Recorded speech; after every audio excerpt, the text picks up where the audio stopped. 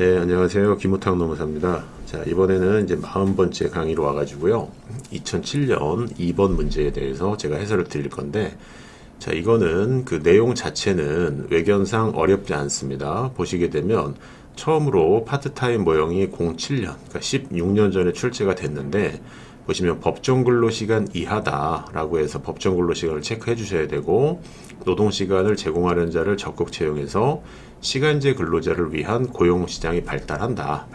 이거는 파트타임 모형이라는 거 바로 아실 거고, 출제자가 결론을 줬어요. 경제활동 참가율은 높아지게 된다. 자, 경활률이 높아진다라는 거는요, 모서리해에서 내부해로 진입하거나 아니면 출제자가 어떤 구체적인 계산형으로 줬을 때는 노동시간이 처음에는 뭐 3시간이었는데 10시간으로 이렇게 증가하게 된다. 그걸 의미하는 거예요. 결론은 아예 줬고요.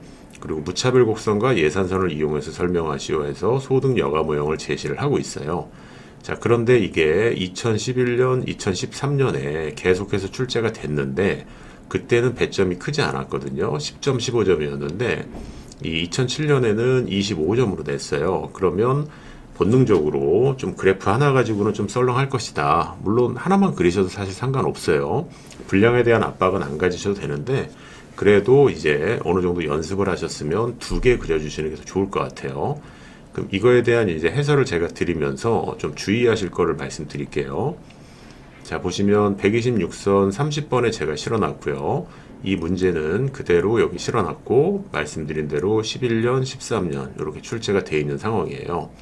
자, 그러면 일단 요걸 말씀드리고 작은 2번을 이제 기출은 아니지만 사실 이제 해가 바뀌었으니까 2022년에 나온 좀 이제 그 축을 바꿔서 저희 수험생들을 많이 혼란스럽게 했던 그 문제에 사실 어떤 모태가 되는 논리는 여기 있는 지금 30번 문제예요, 사실은요.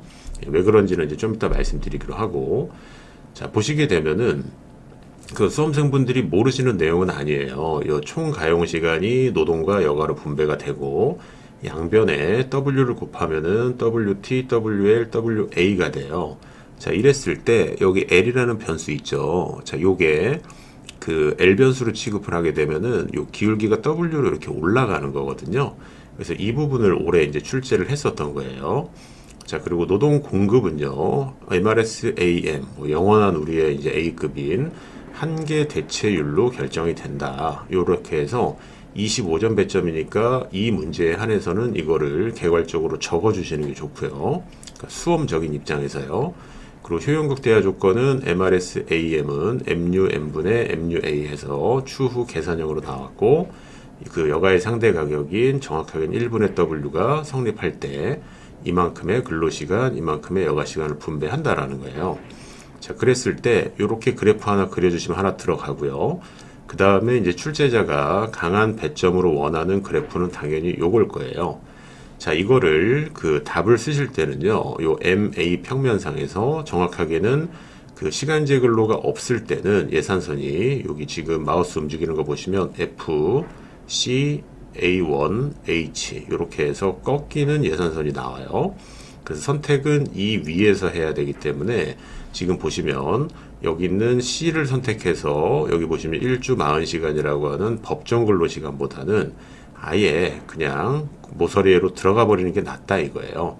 자, 이게 1단계의 상황이에요. 자, 그런데 파트타임 노동시장이 발전하면 예산선이 여기가 복원이 되는 거고 일부러 이렇게 요 공간을 열면서 들어간 이 지점 대비 2점을 선택하기 때문에 그 비경제활동 인구를 팡 튕겨서 경제활동 참가를 높이게 되는 거예요. 그러면서 유틸리티도 증가하는 이러한 상황이 되거든요. 그래서 첫 단계는 여기 있는 U0, U1이고요. 그래서 아예 그냥 일 안 할래 이거고요. 그 다음에 여기 U1 대비 U2로 나온다라는 거예요. 그래서 화살표를 이렇게 쫙 빼주시면은 좋은 거거든요. 자, 그래서 요게 나중에 이제 시험에서 예를 들어서 여기 연금 수급이 있는 고령자 측, 학업을 병행해야 하는 청소년층, 그리고 여기 가사활동을 병행해야 되는 기혼 여성, 이렇게 포장지는 바꿀 수가 있습니다. 자, 그리고 목차는 시간제 근로가 없는 경우 해서 아까 말씀드린 H, A1, C, F 요거 이제 얘기해 주시고 있는 경우 해서 출제자의 의도대로 그 시간제 근로가 발달하면 더 좋다 이렇게 써주셔야 돼요. 자, 그런데 이제 추후에 뭐 올해도 이제 비슷하게 작년에도 비슷하게 나오긴 했지만 여기 잘 보세요. 이 문제는요. 이건 기출에서는 아니지만 나온 김에 말씀드릴게요. 앞으로 이러한 문제가 나올 거라고 저는 확신을 하거든요. 자, 보시면 기존 풀타임 근로자를요. 그 시간제 근로로 전환했다. 자, 보시게 되면 여기 있는 1번은 아예 그 기준이 되는 지점이 비경제 활동이고요. 여기는 기존 풀타임 근로자예요. 그러니까 한마디로 일을 더 선호하는 자예요. 근데 시간제 근로로 전환한다 이거는 그 정부가 개입해서 강제로 시간을 줄이는 겁니다. 사실은 이게 양태가 풀타임에서 시간제로 갔다라고 해서 이걸 각각 외우시지 마시고 68시간 근무를 52시간으로 하나, 52시간을 40시간으로 하나, 40시간을 30시간으로 하나, 아니면 정부가 특정 시간 이상을 못하게 한다라고 하나, 결과적으로 이 지금 풀에서 시간제로 간다라는 거는 강제적인 근로시간 단축이에요. 그랬을 때 근로자의 효용에 미치는 영향은 상식적으로 생각하시면은 기분 나쁘죠. 나는 일을 더 하고 싶은데. 그러니까 효용은 무조건 감소입니다. 그리고 강제기 때문에 근로시간도 감소할 거예요. 자, 이 부분이 2022년 문제에 대한 답이었는데 다만 이제 배경이 되는 그래프를 A축, 여가축이 아니라 L축으로 나타내라고 그랬고 이 무차별 곡선을 체증 체감이라고 그래서 혼란스럽게 했지만 이 대세적인 결론은 차이가 사실은 없어요. 자, 그리고 이제 헷갈리실까봐 근로자의 한계 대체율은 낮다. 그러니까 일을 더 선호한다라고 아예 확실하게 제가 가정을 넣어버렸거든요.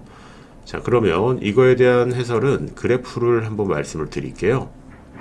여기 보시면은 일주 40시간을 선택했던 사람은 처음 초기 지점이 이쪽이고요.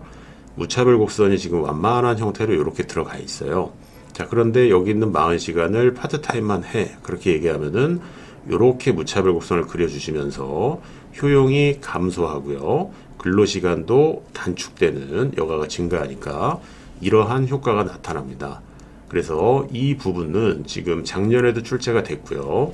지금 2007, 2011, 2013에도 이 내재된 원리가 계속 출제되고 있기 때문에 나중에는요. 이거를 구체적으로 수식을 주면서 그 약간 준계산형으로 내면서요. 여가가 뭐 열등제라거나 이런 식으로 응용할 가능성은 있어요.